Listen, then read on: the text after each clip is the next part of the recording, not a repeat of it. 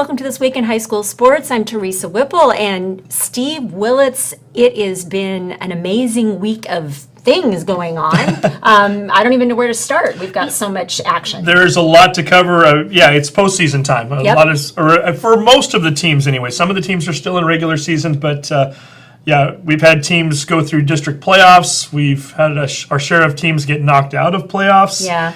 And yet we've got some individuals who have done very well. Why don't we start with tennis this week? Okay, let's. And if we're going to talk tennis, we're going to talk Will Molinaro.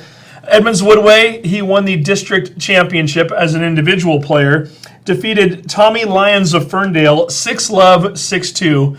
There's that 6-love score again. Will seems to get quite a few of those on his opponents. So Will has qualified for the state championships, which don't take place until late May, so tennis has to wait a little bit.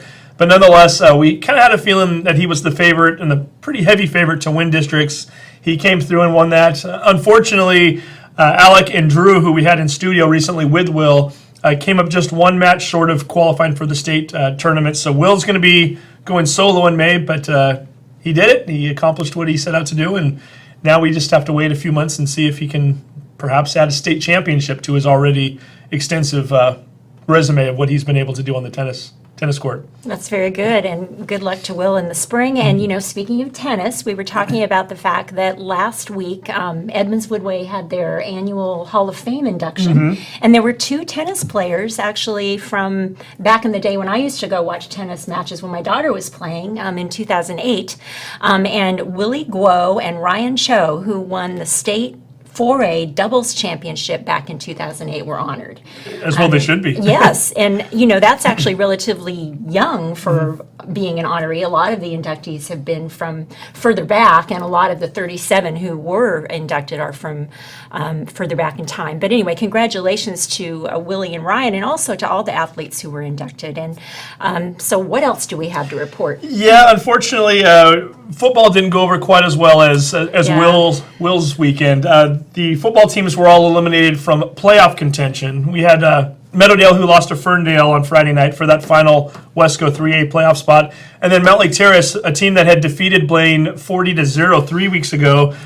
Not the same Mount Lake Terrace team right now. They're pretty banged up, and unfortunately Blaine getting their revenge over the weekend for a playoff spot as well. So Mount Lake Terrace, their season's completely done. They had a chance to play a 10th game this week if they wanted to.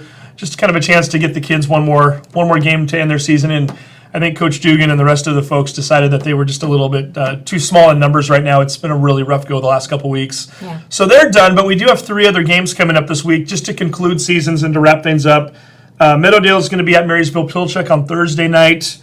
Jackson is coming to Edmonds Stadium to play the Edmonds-Woodway Warriors on Thursday night, so a chance for folks to get out there if they want to see a game, 7 p.m. start time.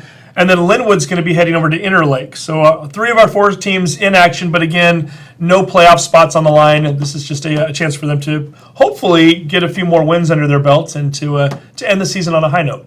Very good. And let's talk cross country because there have been some strong performances there. Strong performances there, and it was also the district championships this past weekend where runners had to ultimately try to claim their spot in the state championships next week in Pasco. And we had some very successful scores and times that we want to talk about. We'll start off by talking 2A because that's the classification level that Mount Lake Terrace participates in. 13 different schools taking part in this particular race at South Woodby. And this is going to be our first Action Jackson Plumbing Player of the Week because Alex Williams, a junior from Mount Lake Terrace, won the 2A district championship. He defeated his next closest competitor by 6 seconds. So Alex, for being a district champion, you're also a Player of the Week, courtesy of Action Jackson Plumbing. So congratulations to him. Jaden LaFreeze, his senior teammate, finished in 4th place at that event. Josh Beam, a junior, finished in 14th, and Ivan Moulton finished in 16th. And Mount Lake Terrace as a team took 3rd out of 13 schools, finishing behind Seaholm and Liberty. So nicely done by the Hawks. And then on the girls' side of things, Alexandria Gilmore was the highest finisher, 21st overall as an individual.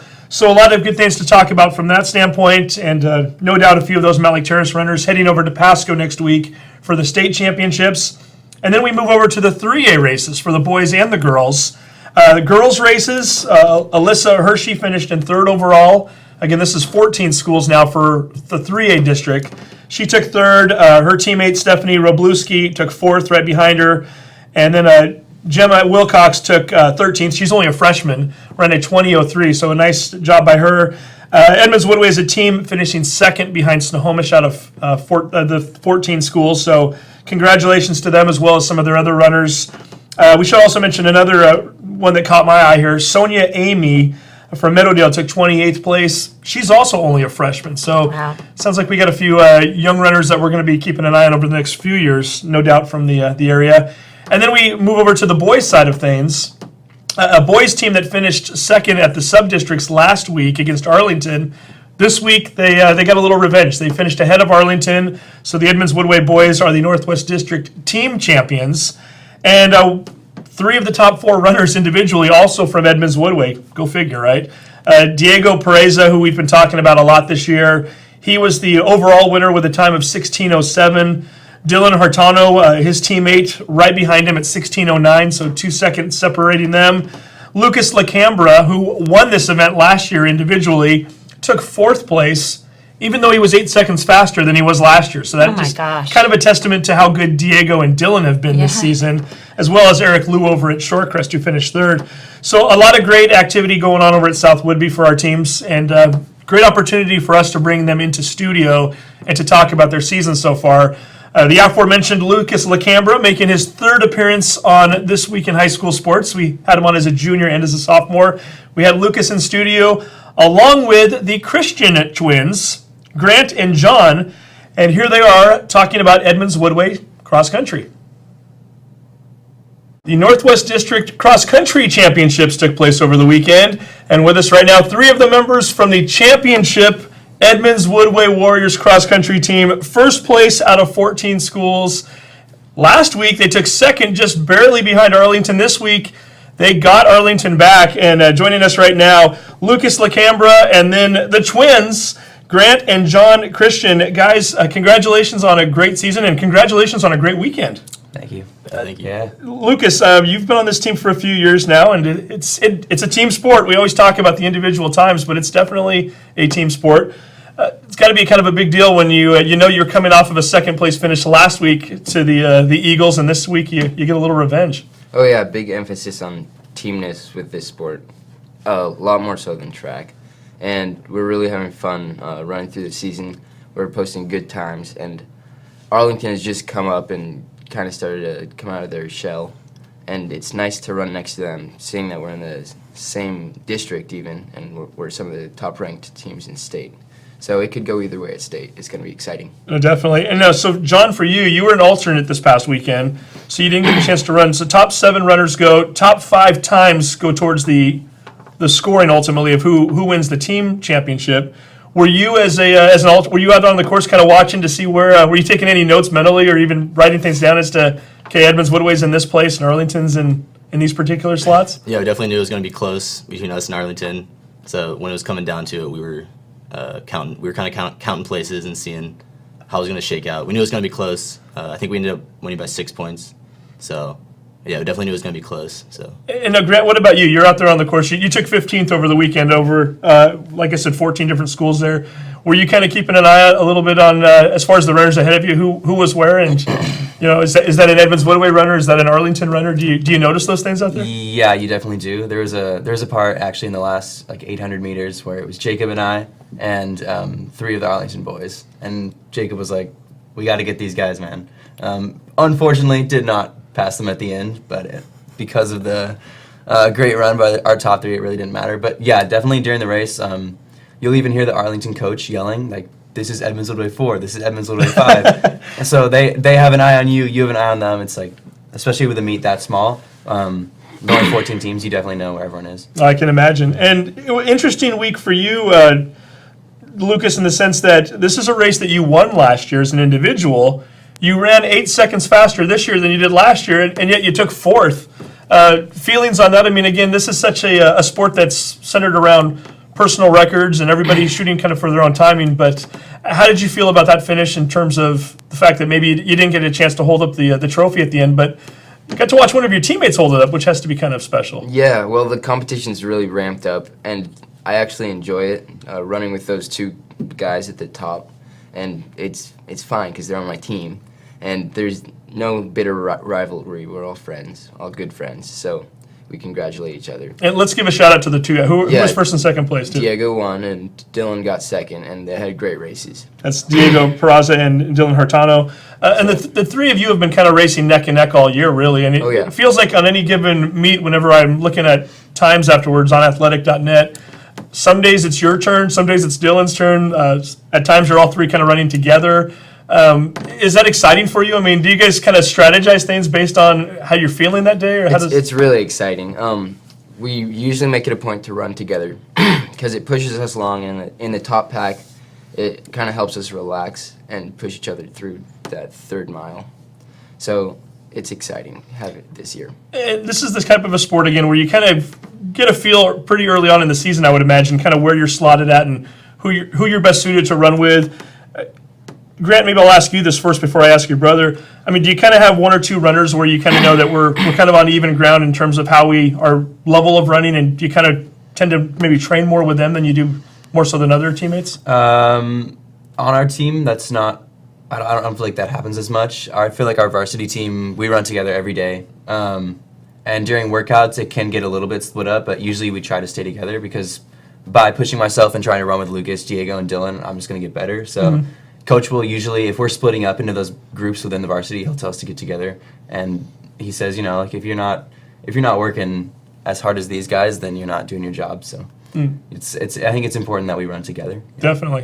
And John, how's that been for you thus far? I mean, obviously, again, there's kind of a differentiation between, you know, where Lucas is at with Diego and Dylan, and where maybe some of the other runners are. Do you feel like you get better in trying to keep up with them a little bit, or is it sometimes a little more of a frustration thing? Or Yeah, for sure. Our team's really talented this year, and we all work really hard. I think why we're so good is because we don't, settle to be like, oh, I'm the number 10 runner, so I can't run with these guys ahead of me. You're always pushing yourself to run with the top group and run as fast as you can every day. And the thing that strikes me about you, when we had this conversation off air right before we started rolling, you at a lot of other schools would be maybe the top one or two runner. And at this school right now, like you said, you're kind of in that number 8 slot right now. You're an alternate. You go over to Whidbey Island as an alternate, and at the other 13 schools, you would have been running that day if you were attending any of them.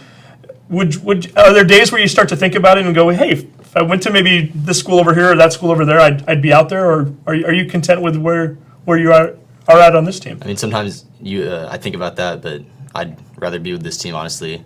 I just think our group of guys has great chemistry this year, and probably the reason that I'm running as fast as I am this year is because I'm training with these guys that are faster than me. And as the brother, I mean, that's got to be a pretty cool testament to hear him say that, right? I mean, obviously it speaks to who he is and his character. Yeah. Talk about that a little bit, what it's like to compete with and train with and participate with your brother. Yeah, it's interesting because you have the brotherly rivalry where it's you want to beat him and he wants to beat me, and especially through the first couple of years of high school, that's definitely been a thing. But then there's also that you really just want to see him succeed. I get so nervous, especially during that hole in the wall race. Just watching him is like, come on, bro, let's go. But yeah, so it's nice having a brother because we can talk about cross together and discuss things that can help us during the race and things about the race. So yeah. John, same question for you. I mean, when you're out there with maybe for instance when you're watching Grant, I mean, do you get a little more nervous watching him knowing that it's your twin brother out there, or is it just... I mean, we do have that rivalry, but at the end of the day, I always want to see him succeed. And, it's all about the team for us, at least, for all of us, I feel like. And, I want to see him succeed and help the team at the end of the day. So we've talked about the two brothers up here, and Lucas and Diego and Dylan. Who else are we watching on this team this year, Lucas? Jacob Wilcox, he ran number 5 at districts. He broke his toe before the season started. He was out for 2 weeks, or maybe 3, and he's really been struggling coming back. And I can imagine how depressing it must be, seeing all those kids, all of us, running ahead of him. And at the beginning of the summer, he was with the top guys. So it's been really rough for him. Thankfully, it's only his junior year, but he's coming back, and I think he'll run really well at state. And we have a few other guys as well that we would like to maybe give a shout out to. Who else are we watching when we run? For instance, if we were at Whidbey this week or going into next week? Yeah, Josiah Ponton's one of them. He's a sophomore, and I believe he ran 17:05 or something. Yeah, 17:10. 17:10. Yeah, that sounds right. Yesterday, and he's only a sophomore, so I mean, it's really cool to see him learning how to race, especially from last year and moving up. And then Kalavi Pavola as well has finished 7th on our team. He's one of our fellow seniors that went to Madrona K through 8 with us, and he did cross country with us in middle school. So it's been really cool, like just seeing him run really well as well. So many seniors on this team, and as you just mentioned, you guys went to Madrona together. Pretty tight-knit group then, can I assume? I mean, Oh, yeah. For the most Yeah. part? We've been running together for a while. Yeah, we have a lot of fun. Yeah? Yeah. So those bus rides to Woodby and even coming up to Pasco, a little bit more interesting when you got a lot of friends on there hanging out. Definitely. Yeah. We enjoy it. So speaking of which, state coming up this week, you're heading over to the Tri-Cities. What are the expectations? I guess first, maybe let's start off with talking team expectations. Lucas, what are we expecting? Again, we know Arlington's going to be there, and Sure. they're not the only ones, right? There's Arlington. We're kind of head-to-head with them. We lost at Wesco by a few points, and then we just beat them by a few points at districts. From Spokane, there are 2 rival teams also.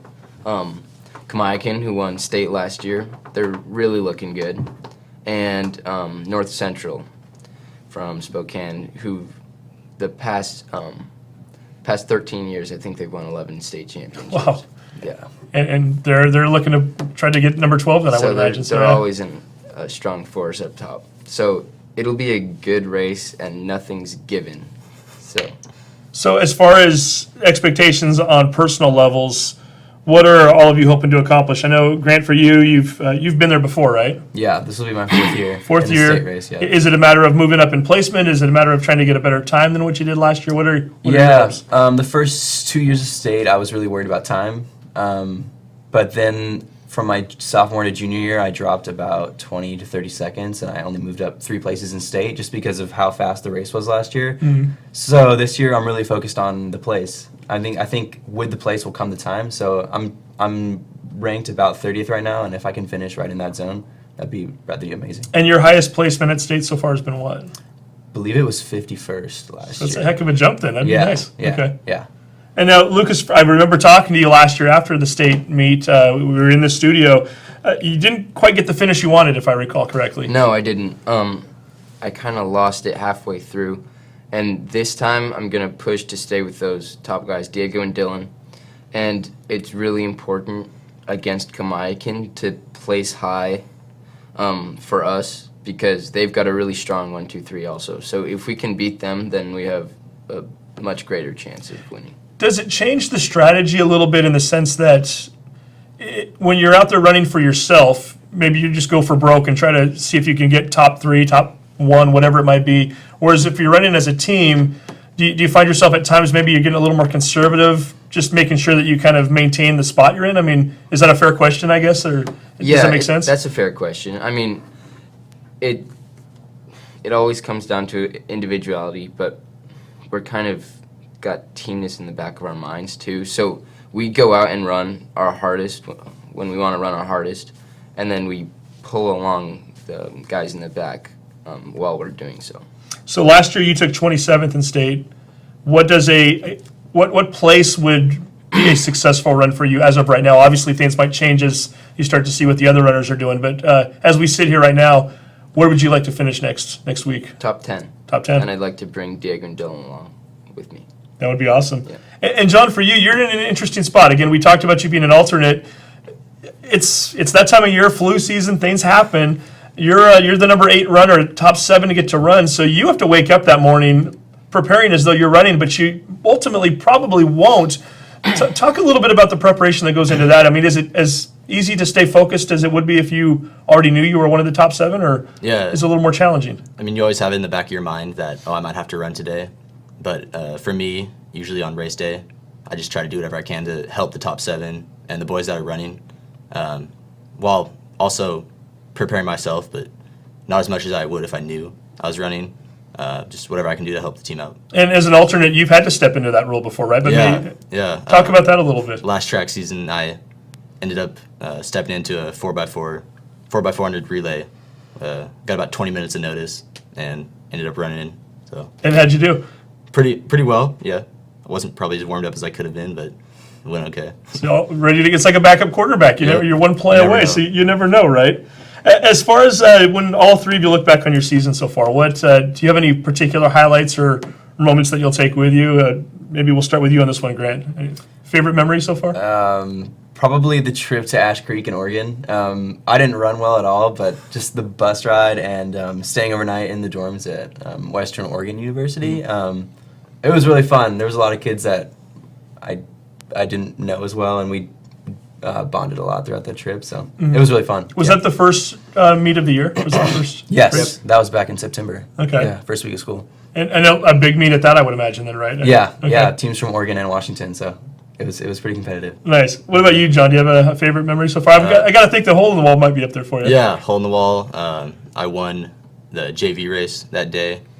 Me and my teammate Andrew Waldy ran from the front, and he ended up placing third that day. It was a lot of fun to run from the front because usually I'm middle of the pack in the bigger races. So it was just a good day. And also on that day, we had a lot of PRs for our sophomores. We have a strong sophomore contingent this year, and it was good to see them finally break through on that day. Very And cool. It's really promising for the team in the years to come. And the hole in the wall tends to get a pretty big crowd, too, right? Yeah, yeah. A lot of folks cheering you on as you cross Yeah. the finish line. It was cool to.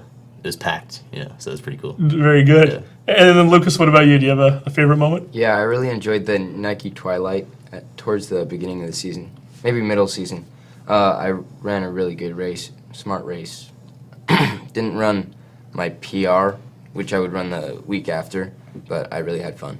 And that's the one where you guys are running right around 5, 6 o'clock at night with the lit up golf course right up in Marysville. It gets really hyped up. I can imagine. Yeah. Yeah. And is it kind of fun when it starts to get dark like that? I mean, you're running around a golf course. Do you start looking for divots and things like that, or is it pretty easy to see for the most It's a part? really nice course. It's all flat and not flat. There's quite a few hills, but a nice smooth course is what I meant. See, it's an enjoyable course then. Yeah. Yeah. So as far as this coming weekend going to Pasco, when do you head over? What does that look like? Are you staying right in town? What time is your race at even the next day? So we probably leave on Friday around 8 o'clock, and we'll get over to Pasco probably around 3 or 4, and we'll run the course just to let everyone see it, feel it, and we'll run the course once. Go to the hotel, and then next morning's race day, so it'll be pretty much just like wake up, get breakfast, do like a jog through in the morning, and I believe our race is around noon. Yeah. Yeah, Noon I or don't, 2 I don't know maybe. exactly the time, but yeah, it's just like any other race, pretty much. Yeah. Is it important what the start time? I mean, are you one of those runners that you'd prefer just to get it over with first thing in the morning, or I suppose everybody's probably got a different preference, right? We don't really stress out about it. We're kind of indifferent about start time, but it does get kind of annoying when you have to wait at the Yeah. course for 8 hours and watch everyone else run. And you kind of get lazy and tired. And you still have to get up and go. To figure out how to pass time and still 3 o'clock, yeah. keep focused, I would imagine. And John, what kind of a bus ride is it over there? Is it I think it'll be a lot of fun. Yeah? This is my first year going up to Pasco, but the team this year is just super close, and yeah, I think it'll be a lot of fun. a loose group, or I mean, when you're going into a state championship, do we expect? Is it kind of more of a lot of nerves going on that bus, and maybe not as much conversation, or is it I still? think for our team, it's going to be pretty loose. I think we've been good this year about keeping it light and focusing when we need to, but not stressing out overly. And yeah.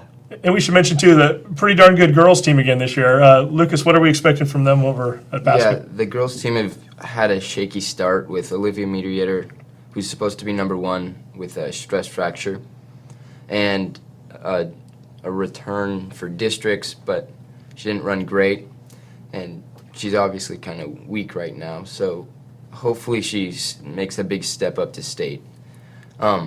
Stephanie and Alyssa, the 1 and 2 right now, are running pretty well, and they're hoping for good individual places. I'm not sure how the team's looking to finish, but they're kind of middle of the pack when you're looking at state standings. So not great likelihood to finish first or second, but it'll be a good race. Pretty hard to follow up with what they did last year with Yuki and some of the others. Yeah, there was so much pressure the last 2 or 3 years for winning, getting first or second, and now it's kind of, I think they're going into the race a lot more loose, and they're going to see what'll happen, and I think it'll be good. Very nice.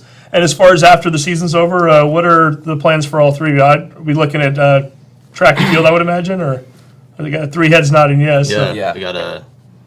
we hope to get a big group running together this winter. Like I said, we have a strong sophomore group. So, hopefully in the winter we'll have 10, 15 guys out running every day, staying in shape. And that should hopefully lead us into a good track season. You say into the winter, so do you take a little bit of time off between now and then, or is it, I mean, obviously after a long cross-country season, I've got to think the legs are a little bit tired. You guys are young, so you bounce back pretty easy. But John, how much time do you generally want to take off before starting with your winter training? Yeah, usually after the season we take a week or two off, just no running whatsoever, just kind of recoup and restart, and then you go into the winter feeling fresh and ready to go. All right, excellent. And I should probably ask too, your three seniors at the table here. So we have already started thinking about next year and what's to come. It doesn't involve cross country, and maybe what's the school plan maybe at this point, Grant? I've been talking to some schools. Western and Seattle U are two of the ones that I've had more contact with. But yeah, definitely, I'm planning to run cross country and track in college. And it's just going to depend on what school at this point. Very good. And package deal like we often see with twins, John? Yeah, Or what's your thought? I would like to run in college, cross country and track. I've been talking to a few coaches. Not sure where yet, but definitely in the plans. But both very individual in terms of where you want to go to school, or have you talked about attending together? Or Yeah, I don't think I want to study marine biology, and he's looking at nursing, and so the marine biology programs are not very widespread, so I think the chances that we go to the same college and on the same team are pretty low. Okay. Yeah. Yeah, we haven't I think we said it'd be kind of weird if we did, but if it happens, it happens, I guess. Yeah. Well, and good for you for recognizing what fields you want to study in and making that your first priority. And then, Lucas, what about you? What's next year hold for you? I'm definitely looking at college for running. I like Cal Poly a lot and Gonzaga. Actually, after state, I'm visiting Gonzaga for an official visit for a day or two and staying with some of my high school buddies who are on the team. Remember Sam McLuhan? Mm-hmm. Yeah, I'm staying with Sam. And I think that'll give me a much bigger picture of how the high school or the college running scheme goes about. So Gonzaga seems to have a nice pipeline for the Edmonds School District, too. I know there's been a few runners over there the last couple of years. Malik Charis is a couple runners, and why not Sam? So it'd be nice to maybe see if you continue that as well. Great coach, and they seem like they're having a lot of fun, so I'm excited to visit. Excellent. So three very bright futures and three individuals with big weekends coming up here at Pasco. Guys, thank you very much for coming in, and congratulations on getting that team championship at districts last week, and best of luck at state. Thank you. Thank you. Yeah. It certainly bodes well for the future that there's so many young runners coming up through the ranks. Yeah, and Edmonds-Woodway seems to always have a stable of runners Yeah. ready to go. And Yeah, they do. Year after year, they graduate a few, and then the next ones are ready to step right into their shoes. No pun Yeah. intended for running. And they just keep it going, yeah. Yeah. And Linwood had a successful cross-country runner this week, too. They did. I know Micah Murphy from Linwood, only a junior, also qualified, so he'll be heading over to state as well as a few others. And one other name I wanted to mention, too, we talking about young runners, I did notice that Declan DeBell from Meadowdale finished in 32nd place, also only a freshman. So, Oh, my gosh. yeah, there's a few more names to keep an eye on Yeah. for the future. Okay, very good. So we're moving on to soccer. We are. Soccer is into the district playoffs now. Edmonds-Woodway Meadowdale, because once wasn't enough this week, they got to play each other twice. They ended their regular season on Tuesday night. Edmonds-Woodway defeating Meadowdale 3-0. Gabby Chappelle, 2 goals in that game. And Sophie Martineau Crew also scored a goal. And then on Saturday, district play started. Or I should back up a little bit. On Thursday, Meadowdale had to go into a play-in game just to get into the district tournament. And they took on Ferndale, a very tightly contested match. And Nikki Dallas, a freshman for Meadowdale, scores a goal with 2 minutes to go in the match, giving Meadowdale a 2-1 victory, which then set up the Meadowdale-Edmonds-Woodway rematch. And sorry, Meadowdale, it didn't go very well the second time either. Edmonds-Woodway picking up the 2-0 victory on Saturday night as Ingrid Fosberg and Kira Hicks both getting goals in that game. Edmonds-Woodway now advances into the semifinals. It's a double elimination tournament. If they win their next match, which will take place on Tuesday at Shoreline Stadium, 8 p.m. against Shorewood, they would qualify for the championship match, which will take place on Saturday at 7 p.m. over at Shoreline Stadium. if they can get into that championship match, they'll automatically qualify for state as the top 4 teams go. So Edmonds-Woodway looking to get it done on Tuesday night and hoping to win that district championship on Saturday. And oh, by the way, the championship matchup will be against the winner of the Snohomish-Squalicum game also on Tuesday. Meadowdale now has to go through the consolation bracket. They play Tuesday, 4 p.m. start time, so a little earlier than most. They'll be over at Shoreline Stadium taking on Shorecrest. If they win that match, they move on to Thursday, and they would have to win again in order to get to state. So they need 2 victories, and they can't have any more losses to advance. And of course, Linwood and Malik Terrace have already concluded their season. So a couple of our soccer teams trying to get to the next round. All right. Well, good luck to those teams as well. And what about swimming? Swimming, they have the week off. We talked last week about the Edmonds School District meet that took place. And now we go on to the districts. And 3 of our schools, Linwood, Meadowdale, and Edmonds-Woodway, heading to the districts on Friday up at the Snohomish Aquatic Center. And Edmonds-Woodway, a team that's poised to do some big things. I know they've got a few swimmers that have had very strong years and are hoping to get to the state meet at Federal Way the following weekend.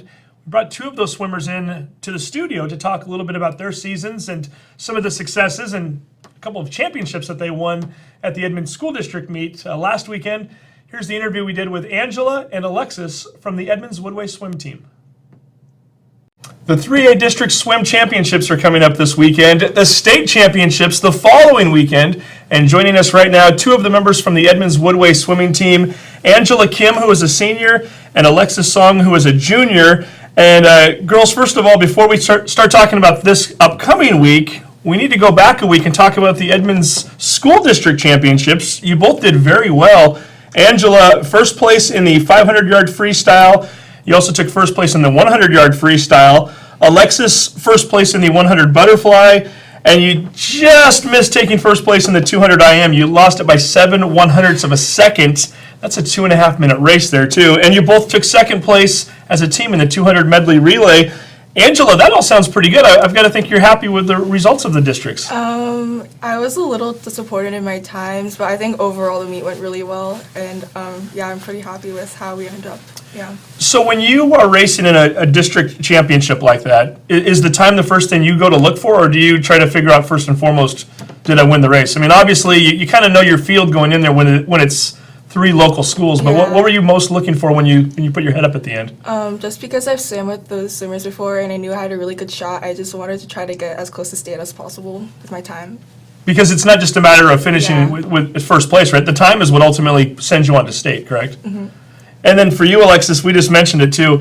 You race in a particular event where it takes 2 minutes and 27 seconds, and you lose by 7/100ths of a second, and it's not electronically timed either. So when did you find out that you took second and not first?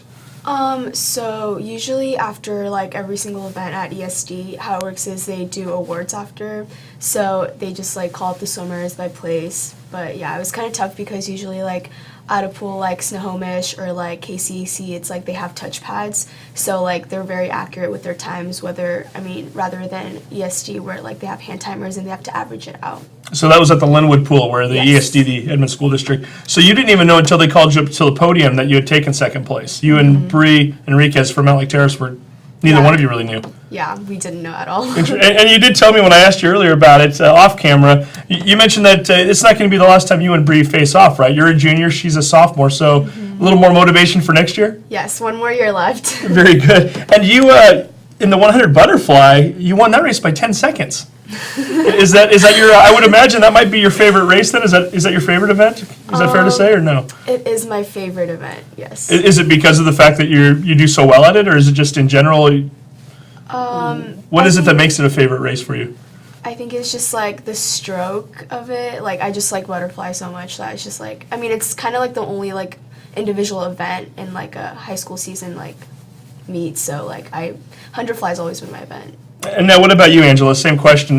Your shorter distances, 50 versus the 100. Do you have a preference?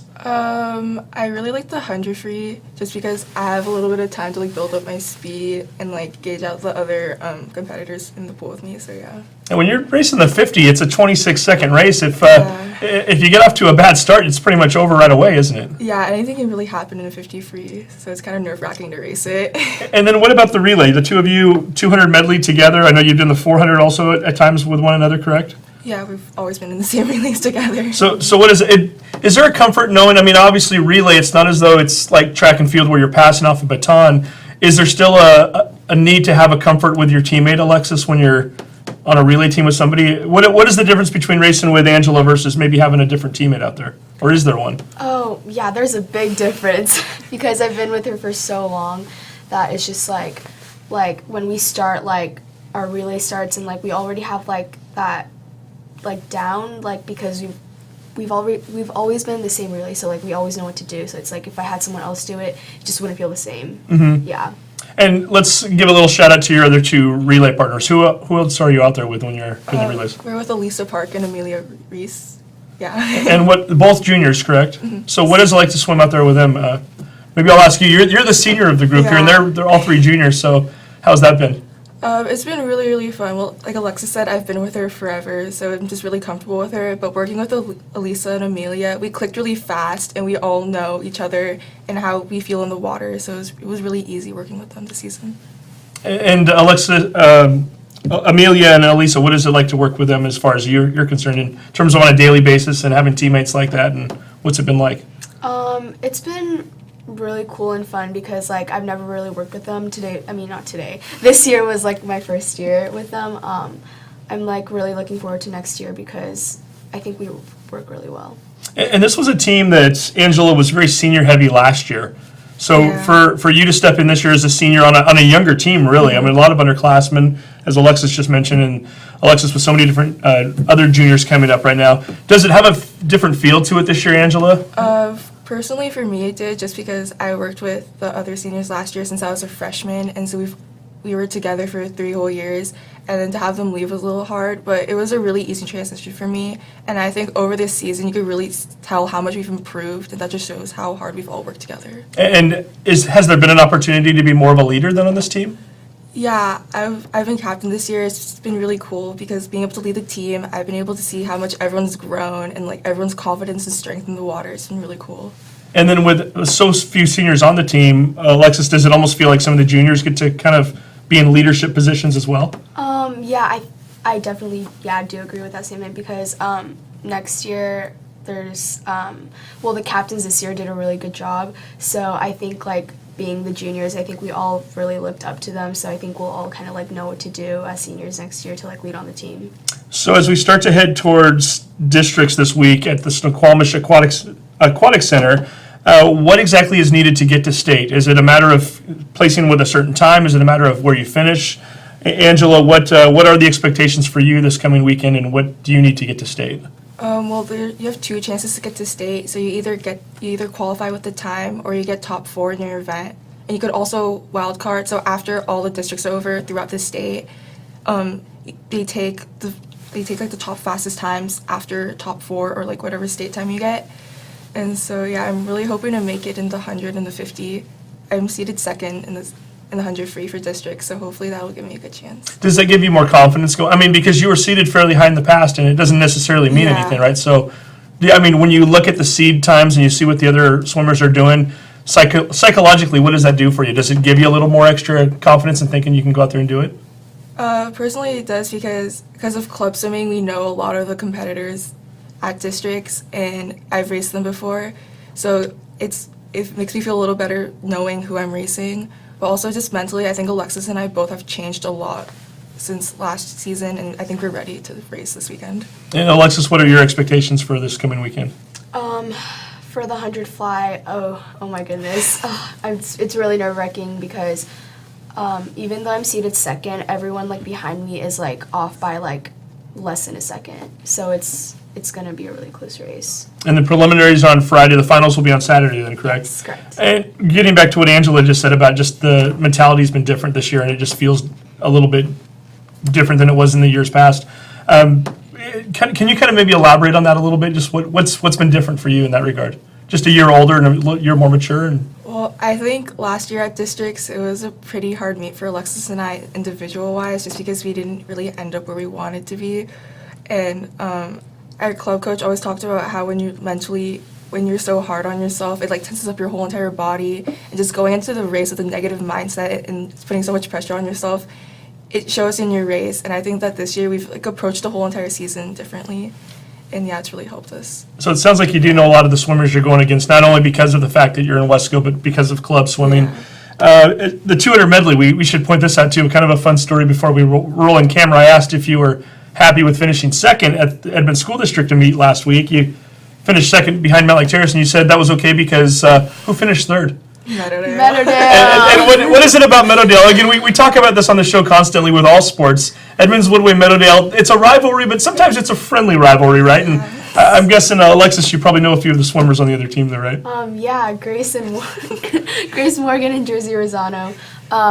Jersey is also on our club team, so we're really close with her and Grace. We just like kind of known forever, just because like other club swimming like competitions and stuff like that. So it's friendly bragging rights then, more or less. Okay. We're all friends. Yeah, I was going to say, you might see them again there, I think, on Friday and Saturday too, right? Yeah. So it should be really interesting and a lot of fun.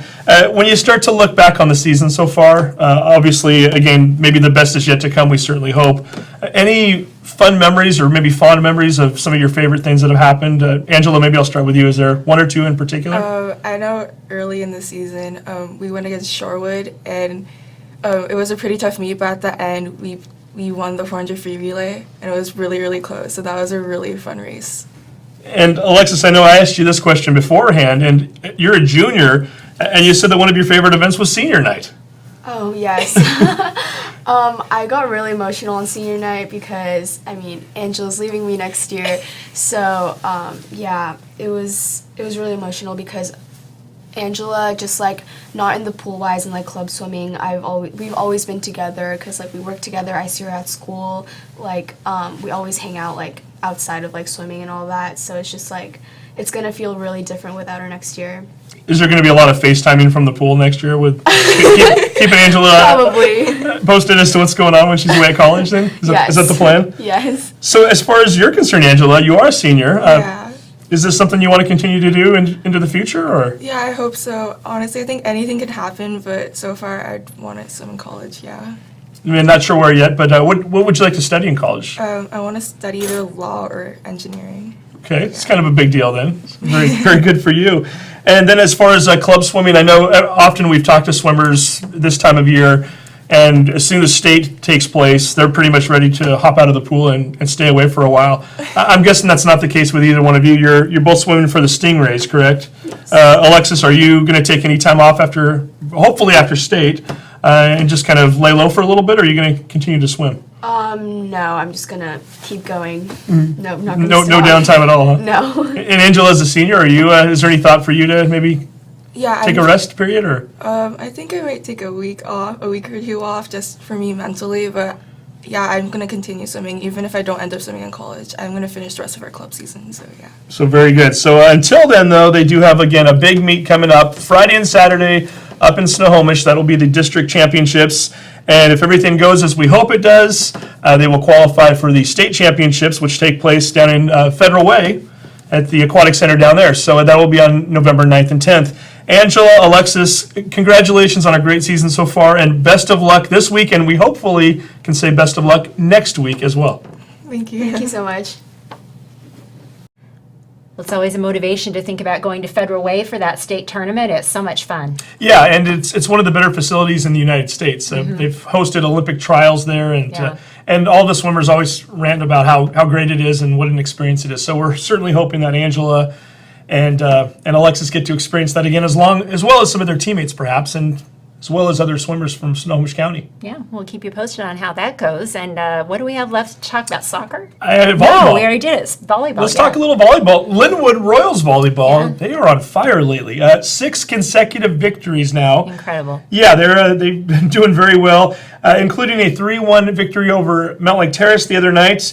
And from that game, we're going to give a Action Jackson Plumbing Player of the Week shirt to Kiana Pell, the libero for Linwood. We talked about her just a couple weeks ago when teammates Ashley and Riley were in studio, and they mentioned she's a defensive beast out there, and she had 39 digs in that game against Mount Lake Terrace. And again, they've just been playing extremely well lately. Kiana, this is for you. We're going to get a shirt out to you and get to join the club. We gave one to Riley a few weeks ago. Teammate Ashley got one last year, so We're going to see a lot of those Royals volleyball players wearing our shirts, we hope, in time here. They'll get to know Action Jackson Plumbing very well. And we should point out, too, the regular season for volleyball ends on Tuesday. 3 of our schools in action. Edmonds-Woodway will be hosting Everett. Meadowdale is hosting Arlington, which is 10-3 this year, so a very good Arlington team. And Linwood, talked about their winning streak. It's really on the line on Tuesday. They're going up to Snohomish to play an undefeated Snohomish Panthers team that's in first place right now. A lot riding for these teams, too, we should mention, because they use an RPI system to set up the district tournament and the district seeds. Top 6 teams automatically get a first-round bye into the tournament, which will start on November 6th. 7th, 8th, 9th, and 10th place teams have to play off against each other on this coming Thursday night for the final 2 spots. And right now, as it stands, Meadowdale is number 6, Linwood is number 7, Edmonds-Woodway is in a tie for 10th. So not only are Meadowdale and Linwood trying to get into that first-round bye, they're also trying to stay away from that one loser-out play-in game, and Edmonds-Woodway is just trying to get into the play-in game right now. So a lot to be determined on Tuesday night, so get on out there and support the ladies and support their teams, and fingers crossed that the ones that do have to play the play-in game on Thursday also get through it, and maybe we get perhaps 3 teams into the district tournament starting next week. We'll see. Well, that'd be great. And of course, it's going to be raining for a while, I hear, so indoor sports might be a good choice this week. Just in the nick of time, as it usually is this time of year. Yeah, very good. Okay. Well, and I would be remiss in not thanking our sponsor, Red Onion Burgers, for presenting this show every week for everybody. And we hope you have a great week, and we'll see you next time. Take care.